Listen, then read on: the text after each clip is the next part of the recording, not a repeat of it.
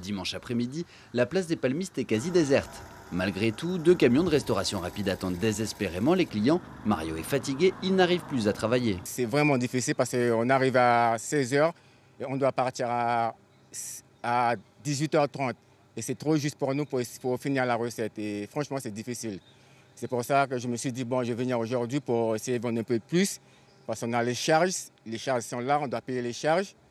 Mais pour la vente, c'est vraiment difficile, ouais. Parce que j'ai vu les restaurants, apparemment, ils ont laissé jusqu'à 22h. Et nous, les petits là, ils nous laissent à 18h30. Et je trouve que ce n'est pas normal.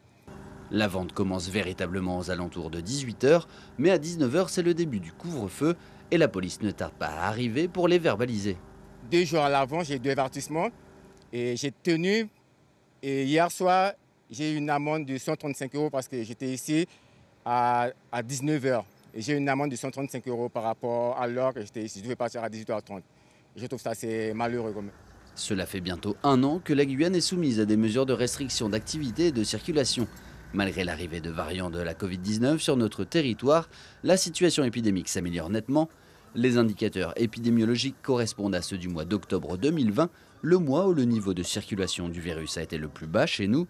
À cette période, le couvre-feu était de minuit à 5h du matin. Quand le Covid était plus grave, il fait le coup d'effet, je suis d'accord, mais maintenant, il fait le coup d'effet, je ne sais pas pourquoi. Tama est revendeuse de fruits et légumes sur le marché de Matoury. L'arrêt puis la baisse d'activité des restaurateurs a également eu un impact sur son commerce.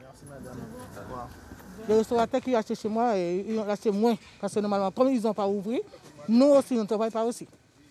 Quand ils ont travaillé, moi je peux livrer, je peux donner à eux, ils peuvent acheter chez moi aussi, c'est mieux. Fermé une partie du mois de janvier, les marchés ont rouvert il y a 2 semaines.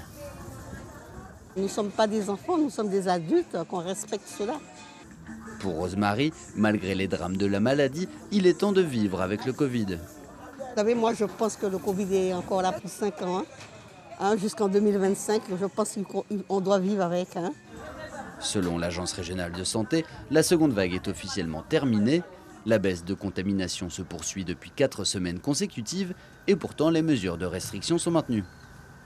On a l'impression que ça a toujours été comme ça, donc ça questionne. Surtout que les chiffres sont bons, mais bon, c'est difficile aussi de se projeter dans l'avenir, donc je comprends que ce soit compliqué à choisir. Les services de l'État craignent un rebond de l'épidémie à cause des défilés carnavalesques et surtout compte tenu de l'arrivée des variants sur notre territoire.